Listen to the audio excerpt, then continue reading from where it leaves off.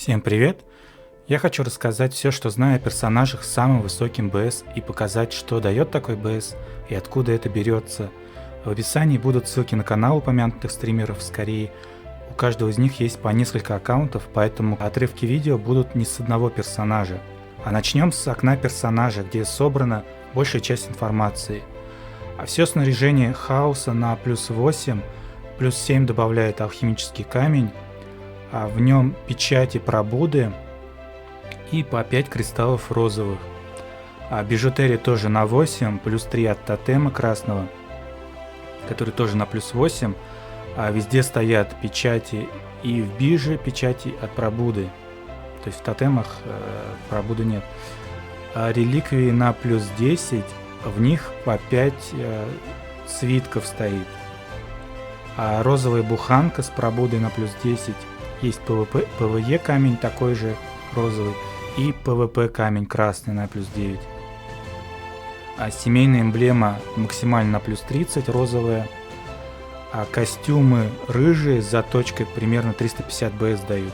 Черный дух 389 уровня примерно 3000 БС. Ходумовский световой шар 245 уровня, это по 10 БС за уровень и минус 4-5% получаемый урон в ПВП, дает примерно 2460 БС в сумме. А знание боссов покорения примерно на 184 уровне каждый. Навыки прокачаны на 307 уровень. Теперь подробнее расскажу о статах отдельных вещей и как их получать. У нас на глобале есть крафт красного снаряжения, дальше идет похожий крафт фиолета. Там нужно много золотых ресурсов разных видов, раз в 20 больше, чем на красный. А при крафте розового теряются кристаллы и печати. Из розового крафт можно сделать хаос с потерей печати, но сохранив кристаллы. Там увеличение идет на 2 ячейки, еще 2 кристалла можно составить при заточке вещи на плюс 6, на плюс 8. Для крафта нужна ось хаоса, синий кристалл. Его можно купить на бирже примерно за 100 миллиардов, или выбить в новой локации, или скрафтить из 100 синих шариков, которые там же выбиваются на этой локации. А также нужны цветы итемы специальные из Ходума, 600 штук на основу.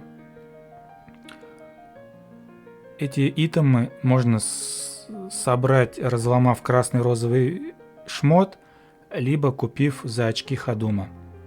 После крафта хаос можно пробудить с использованием тех же цветков. И после пробуды появятся печати, которые тоже тратят по 10 таких цветков за попытку. Печать у хаоса не сбрасывается каждый раз, как обычно на других вещах было, а она постоянно увеличивается вверх, хотя могут быть и минусовые статы, но их можно сбросить за 10 цветков. То есть там нету каждый раз новой цифры, а просто идет прибавка к уже существующей цифре, максимальный стат 100. То есть до сотни можно довести атаку и защиту на каждой шмотке хаоса. Для крафта розовых кристаллов нужны 15 красных кристаллов. 1 кристалл из магазина Ходума покупается и 1000 шаров крона, которые я не знаю, где кроме крафта еще можно получить пока. У нас он крафтится по одной штуке в лагере, а на Корее уже по 5 штук. Но возможно еще где-то его можно получать. То есть пока, если что, крафтить невыгодно. И нужны для крафта кристаллов розовых те же цветки, как на хаос. Для крафта розовой бижутерии нужны либо куски от разлома красной бижутерии, либо часть вещей можно где-то приобрести. А для чисто на разломе нужно 20 красных бижутерий разломать примерно, чтобы получить одну розовую. Также можно скрафтить красную бижутерию из рыжей. Тоже нужно 15 рыжих бижутерий на одну красную. А заточка бижи также идет, то есть розовая на розовую. Реликвии. Розовые реликвии крафтятся из красной с помощью розового круга. Его либо скрафтить можно из кусков, которые получаются с босса пустыни, червь который, Катум, либо из фрагментов реликвий. При этом точатся розовые релики с помощью красных реликов. То есть это просто как пробуждение, и как с бижи мучиться не надо. А в каждом релике после пробуждения появляется 5 ячеек под свитки. А свитки можно получить в Ходуме, можно купить за ордена, можно получить с покорения ходумовского из ящиков. Также эти свитки можно продавать на аукционе и покупать там же. Но там они стоят очень дорого. А тотемы, рыжие тотемы в основном даются по ивентам. По-другому, как их получать, я не знаю. А чтобы сделать их красными, нужно крафтить с добавлением красного шарика. Там 3 вида тотемов получится на выбор. А красный шарик либо покупается за ордена, либо выбивается в локациях. Заточка тотемов идет хоть красные, хоть рыжие, теми же рыжими тотемами. Алхимические камни после пробуждения точатся камнями такого же типа. То есть, если буханки 3 видов, то любой из 3 видов буханок там, или 4 типа. Или PvP камень там 4-5 типов бывает, ромбики, то любым из них можно затачивать. При этом тратится желтый песок. Чтобы сделать алхимический камень розовым, нужны также ингредиенты, как и для кольца. Свитки нужны. А после прохождения квеста в пустыне открываются руны.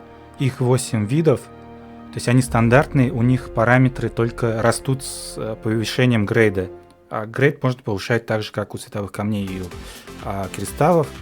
Только по 5 штук они совмещаются и могут повыситься. Значит, они дают PvP урон прибавку, снижение получаемого PvP урона. Одна ячейка похожа на букву N. Она на выбор дает одну из стихий, то есть там 4 вида рун бывает. Повышает эксклюзивный скилл пэта 5 уровня. Так, повышает атаку, руна защита есть, опыт духа и полевой боевой опыт. Вот 8 видов рун бывает. Одна из них стихии на выбор, одна из 4 вы ставите. Недавно еще ввели астрал или гороскоп. Там нужно проходить какие-то данжи, то есть типа семейных данжей с высоким уровнем сложности. За них тоже дают прибавку БС. За каждое созвездие дают прибавку БС, как за покорение примерно. Статы 5-уровневых пэтов, кому интересно. И сам максимальный уровень 7 сейчас у пэтов. Пэты 7 уровня дают примерно 60 БС.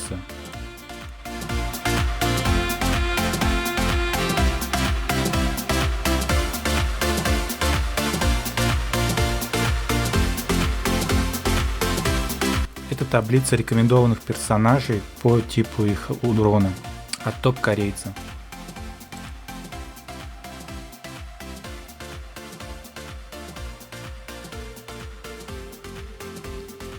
Спасибо за просмотр. До свидания.